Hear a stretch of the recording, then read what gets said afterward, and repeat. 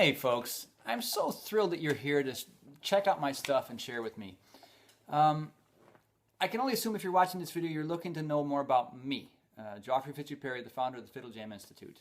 If you want to know all the nitty-gritty details, they're down below in a traditional bio written in the third person with all the details. My daughter suggested that's kind of dry. I think she's right, and that maybe I do a little personal video so you can find out some about me and see if Fiddle Jam Institute is for you.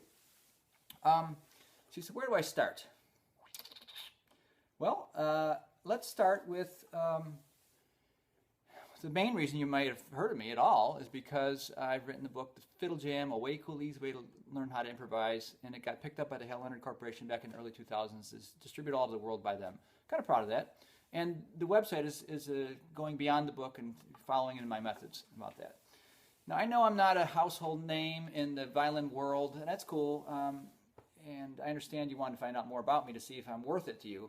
But I'm not exactly unknown either. The book is one thing. Before that, I played in a group called Gamelan. We were signed to MCA Records in the late 80s and into the mid 90s. We were an instrumental rock group, a jazz fusion group, and we were on the Billboard Jazz charts at one point. I think we went to number 8. And we played at Newport Jazz Fest, opening up for like Miles Davis and Carlos Santana and a bunch of good gigs. But the group never really made it to any financial heights. And after about 8 years, we all kind of got tired of not making enough money and kind of called it quits. So after that, I said, okay, now what? I had to kind of scrap for a living, and I didn't want to give up on my artistry. So I did all kinds of things. And I mention this because this is to your advantage. If I just become famous at one thing, like being a jazz fusion violinist, following in the footsteps of Jean-Luc Ponty, who's actually an acquaintance of mine now and has given me thumbs up, which I'm kind of proud of, I would have only been good at one thing if that was the case. But because I had to scrap for a living and didn't want to give up my artistry, and I did all kinds of things. I did every kind of gig that would come my way for the money. I was a family man at that point, trying to make money for the family units. I played, rock music, jazz music, country music, reggae, punk rock, you name it. I tried experimental music, everything. I substituted with classical symphonies, all kinds of things. And because of all these things I did, I had this width and depth of knowledge and experience that I can share with you that I wouldn't have been able to do if I had just been famous at one thing. So hopefully you can consider that. Now, is the site about every possible thing? No, I tried to have a niche of learning how to be creative. That's really my main passion. Is jamming, fiddle jam, right? So yes, I do cover a lot of styles on the site, but the main idea is for you to be able to sit in with a band in any situation and be comfortable. So if you want to be, play violin in a rock band, I also have had experience in the industry. I worked for a Pierce amplifier company. I know the gear. I have my own shop. I build electric violins too. I know all the gear and how to teach you about that. If you want to play in a blues band, you got to know the lingo to have respect. I played in blues bands too, and be accepted and know how to work your way into that scene. If you want to do a bluegrass thing, say if you're just a novice and want to learn a few tunes and show up at a local pickin' party. Well, what happens if you only know 3 songs and they don't call those 3 songs? Do you just shrink back into the shadows and go to eat some chips and brownies at the table, food table? Maybe, but there's a much better way to go. And I can teach you how to hear with your ear what key they're in and figure out something to play, even if it's just a simple backup part by copying the bass or listening to the guitar. At least participate and have the joy of music making in your life in every situation. If you want to fill in at a coffee house, I can teach you the folky thing, how to do it. I have experience at all these things. I'm a rare bird like that. And during these times of trying to scrap for a living, I also taught a ton. I had usually about 65 private students a week.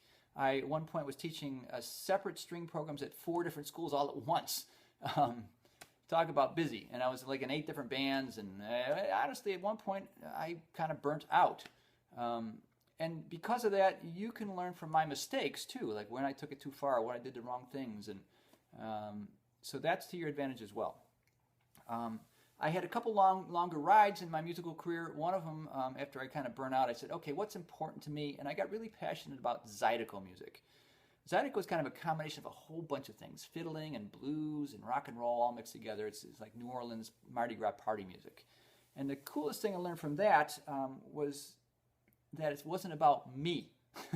When I played in Gamelan, it was all about the solo. How great of a solo could you do? How could the band uplift the soloist? And I realized when I got in the Zydeco band, it wasn't about me. It was about whether people were dancing and boogieing on the dance floor. And sometimes the band leader would say, just point at me and say, you. And I'd have to cover everything. I'd have to play something that was grooving enough so people could still dance on the dance floor and do a solo at the same time. It was kind of a high art form, even though the music is quite simple in itself, only 3 chords. So I learned to navigate 3 chords and be effective with it. I can show you that as well. Another longer phase I went through was when I played with Bob Beek, a gypsy jazz group, who got to some heights. We were moving up the charts at one point and played with some major symphony orchestras and that kind of thing.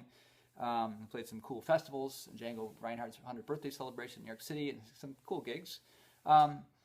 With that, I learned how to, I feel like I can hear any changes by ear now, and I can teach you this stuff as well. And also the special scales that go into gypsy music and those kind of things. So I have this wide, like I say, birth of experience that I can share with you and anyone who's interested in being more creative on their violin or fiddle, or related instruments like mandolin or cello or viola. You're all welcome here, and I say, let's do it. Let's make the world a better place to be together, right? Because if there's more creative jamming people in the world, I think the world's a better place to be, because not only will you be good at creating music, you might be good at creating answers to the world's greatest problems, and that's a better place that I want to live too. So check it out. Let's do it together, all right? Let's give it a whirl and join us and be part of the community here, and read my details if you want to know more about my experiences if you want. But this is it, all right? So come on in. Let's have some fun.